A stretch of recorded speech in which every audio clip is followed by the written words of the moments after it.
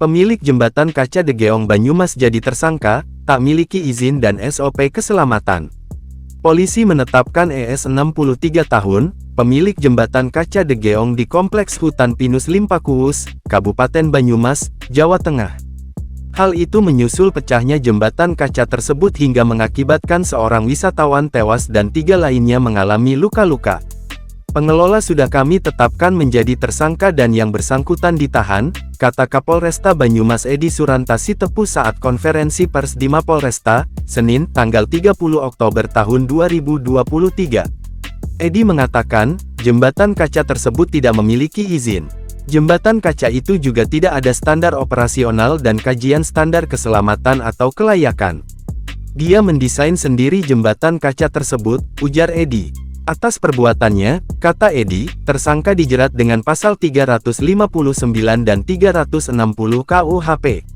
Dia melakukan kelalaian yang menyebabkan orang meninggal dunia atau luka berat dengan ancaman hukuman paling lama 5 tahun penjara, kata Edi. Edi mengatakan, masih terus mendalami kasus tersebut. Sampai saat ini total ada 16 saksi yang telah dimintai keterangan.